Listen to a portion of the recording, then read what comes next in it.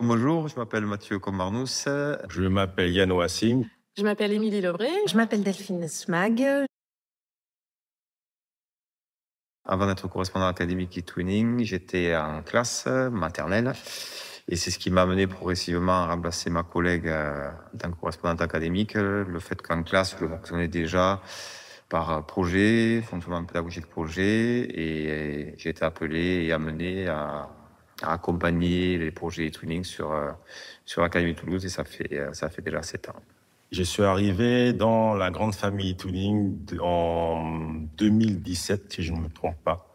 Et c'est une opportunité qui m'a été présentée par ma directrice de l'époque, qui avait besoin d'un correspondant académique et qui m'a fait la passe, et j'ai accepté.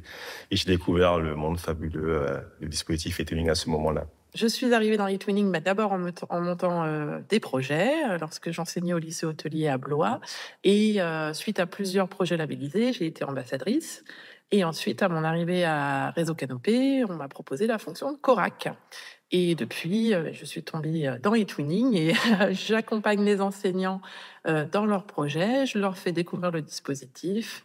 Et je permets aussi à des élèves de rentrer en contact avec d'autres élèves étrangers et travailler diverses compétences. J'étais à l'époque enseignante dans le premier degré et je me suis lancée donc tout de suite dans les projets, et ensuite j'ai jamais lâché e-twinning. Après quelques projets, j'ai été sollicitée pour devenir ambassadrice e-twinning, et j'ai été ambassadrice e-twinning une dizaine d'années aussi. Et ensuite, je suis rentrée à Canopé et je suis devenue correspondante académique.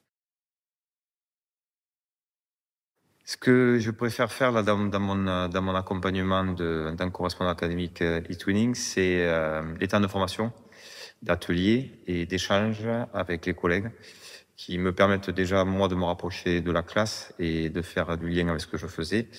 Et ensuite, c'est tout l'accompagnement qui se fait avec les collègues, tant sur le temps de formation qu'ensuite pendant la durée de leur projet. Et c'est vraiment la partie qui m'intéresse le plus, parce que ça se rapproche vraiment de la pratique de classe. Ce que je préfère dans ma fonction de Corac, c'est de pouvoir contribuer à la diffusion justement du programme e-twinning en Guyane. Ça permet d'ouvrir justement les horizons des élèves avec lesquels les professeurs vont travailler. Donc je me dis que voilà, porter le projet e-twinning dans un territoire amazonien qui est européen, c'est quand même un projet qui claque. C'est une perspective qui claque. Ouais. Alors, ce qui m'intéresse particulièrement dans ma fonction de Corac, c'est pouvoir jouer plus que le rôle de formatrice, le rôle de facilitatrice. Voir qu'un enseignant n'ose pas se lancer et lui donner un petit peu les clés pour pouvoir monter son projet, mettre en action ses élèves et pourquoi pas ensuite aller vers une mobilité physique dans un projet Erasmus+. Les aider à construire leur propre projet à partir de projets très simples et inspirants. Et ce qui me plaît aussi, c'est de travailler avec les ambassadeurs, de les aider justement à partager leur passion pour ces échanges avec d'autres enseignants européens. Donc les amener à construire, puis animer les formations. Un temps fort que j'ai vécu, c'était un séminaire multilatéral sur lequel j'ai eu la chance de pouvoir partir, qui était orienté maternelle. C'était en Pologne, et ce qui était très agréable, c'était d'échanger avec des enseignants de même âge d'enfants d'autres pays. Et le séminaire, comme tous les séminaires, permettent de se lancer déjà dans un projet. Et même en tant que correspondant académique, j'avais été inclus dans un projet sur lequel j'ai pu participer. Il a fallu que je trouve des classes, mais j'ai trouvé ça très intéressant. Voilà, parce qu'en général, on accompagne les projets, mais on n'est pas forcément participant direct. Et là, c'est vraiment intéressant. Voilà, avec des collègues de Pologne, d'Estonie, et je crois que c'était de Grèce. Et voilà, les séminaires multilatéraux, c'est vraiment une entrée très intéressante pour échanger et pouvoir démarrer des projets facilement. Par contre, le vrai déclic, et c'est une expérience dont je vais toujours me rappeler, c'était un séminaire international qui avait été organisé en Martinique. Et j'ai eu la chance d'y participer et d'emmener quelques professeurs là-bas.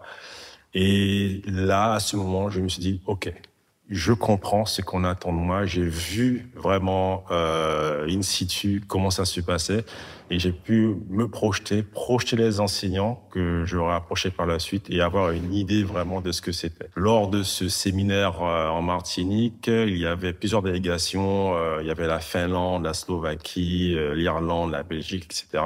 et d'autres pays. Et pouvoir participer à un événement pareil, c'était c'était une grande révélation. Un bon souvenir d'eTwinning, ça a été de pouvoir participer à un séminaire de contact à Düsseldorf, où j'ai été invitée en tant que Corac pour accompagner des enseignants de mon académie à monter des projets franco-allemands. Et c'est vrai que de voir qu'en un minimum de temps, on peut monter un projet lorsqu'on se voit en présentiel avec les partenaires, c'est vraiment un bon souvenir pour moi. Les projets Twinning sont vraiment des leviers pour motiver les élèves, pour les amener vers les échanges interculturels, mais c'est aussi quelque chose qui apporte beaucoup aux enseignants. Parce que c'est l'occasion aussi pour les enseignants de découvrir la culture des pays partenaires. Et finalement, parfois, ils vont découvrir la culture des partenaires exactement comme les élèves. Et ils vont se retrouver en fait dans une position, alors je ne sais pas si je pourrais dire similaire. Je me souviens d'un projet autour des objets culturels. Et donc, on recevait dans un colis un objet d'un autre pays.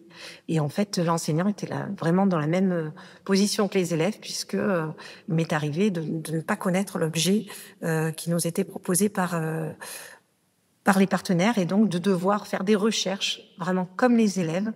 Et donc, c'est quelque chose qui, du coup, il n'y a pas le côté artificiel parfois qui peut avoir en classe. On est vraiment dans un échange authentique.